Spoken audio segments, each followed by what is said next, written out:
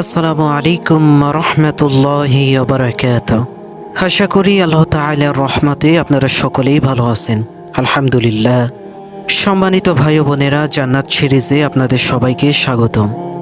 আল্লাহ রাব্বুল আলামিন জান্নাতীদের বাসস্থান ও জান্নাতের রুম সমূহের কথা বর্ণনা করেছেন। পবিত্র কোরআনুল কারিমে বলেছেন, কিন্তু যারা নিজেদের রবকে ভয় করে তাদের জন্য রয়েছে কক্ষসমূহ, যার উপর নির্মিত আরও কক্ষসমূহ, যার নিচ দিয়ে নদী প্রবাহিত। এটি আল্লাহর ওয়াদা। আল্লাহ ওয়াদা খেলাফ করে না। আল্লামা ইবনে কাসির রহমাতুল্লাহ আলাইহি বলেন, আল্লাহ রাব্বুল আলামিন তার নেককার বান্দাদের বিষয়ে বর্ণনা দিয়েছেন, তাদের জন্য রয়েছে জান্নাতের কামরাসমূহ, অর্থাৎ উচ্চ উচ্চ প্রসাদ, যার উপর নির্মিত আছে আরও কক্ষ, অর্থাৎ এক তলার উপর আরেক তলা, অত্যন্ত মজবুত, সুসজ্জিত ও উচ্চ কামরাসমূহ।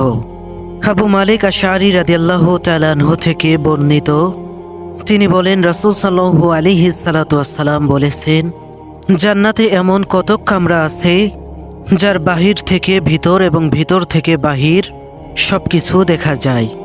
এই কামরাগুলো আল্লাহ রাব্বুল আলামিন নিজেই তৈরি করেছেন তাদের জন্য, যারা মানুষকে খানা খাওয়ায়, মানুষের সাথে ভালো ব্যবহার করে, নিয়মিত রোজা পালন করে, সালামের প্রচার করে এবং রাতে মানুষ যখন ঘুমায় তখন সালাত আদায় করে। আবু হুরায়রা রাদিয়াল্লাহু তাআলা আনহু থেকে বর্ণিত, তিনি বলেন, তারা রাসূল সাল্লাল্লাহু আলাইহি সাল্লামকে জান্নাতের ঘরসমূহ সম্পর্কে জিজ্ঞেস করলে উত্তরে তিনি বলেন, জান্নাতে একটি ইট রূপার, অপরটি স্বর্ণের, আর আস্তর হলো মিশক, আর তার সুরকি হলো মুক্তার পাথর, আর জান্নাতের মাটি হলো জাফরানের। যে ব্যক্তি জান্নাতে একবার প্রবেশ করবে সে জান্নাতের নিয়ামত ভোগ করতে থাকবে, কখনো সে হতাশ হবে না। জান্নাতে চিরকাল থাকবে, তাতে সে কখনো মরবে না, এবং তাদের কাপড়ও কখনো পুরাতন হবে না, এবং তাদের যৌবন কখনো শেষ হবে না। জান্নাতীদের খাদ্য ও পানি সম্পর্কে আল্লাহ রাব্বুল আলামিন বলেছেন, আর যারা ঈমান এনেছে এবং নেক কাজ করেছে তুমি তাদেরকে সুসংবাদ দাও, তাদের জন্য রয়েছে জান্নাতসমূহ, যার তলদেশ দিয়ে নদী প্রবাহিত।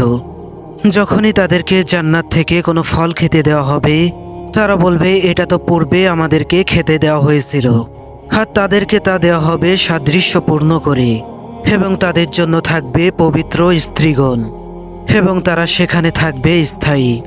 আল্লাহ রাব্বুল আলামিন আরও বলেছেন, নিশ্চয় মুত্তাকিরা থাকবে ছায়া ও ঝর্ণা বহু স্থানে, আর ফলসমূহের মধ্যে তারা যা চাইবে তাদেরকে বলা হবে, তোমরা যে আমল করতে তার প্রতিদান স্বরূপ তৃপ্তির সাথে পানাহার করো।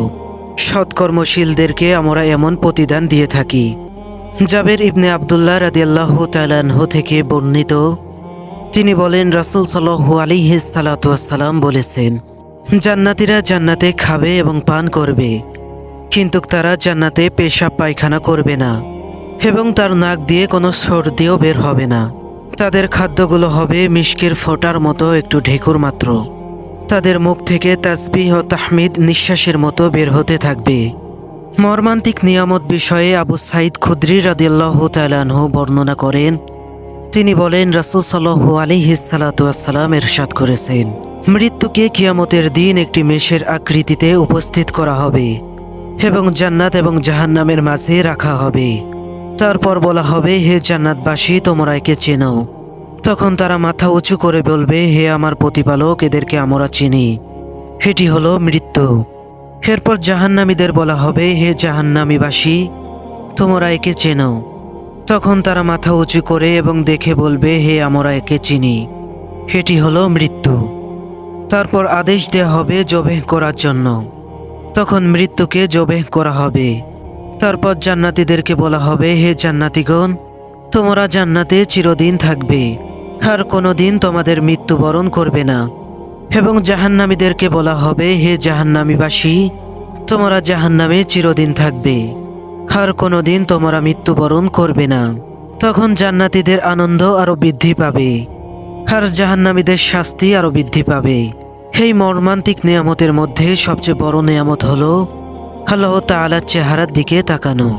আল্লাহ রাব্বুল আলামিন পবিত্র কোরআনুল কারিমে সূরা ইউনূস এর 25 নম্বর আয়াতে বলেছেন, যারা ভালো কাজ করে তাদের জন্য রয়েছে শুভ পরিমাণ জান্নাত এবং আরও বেশি কিছু।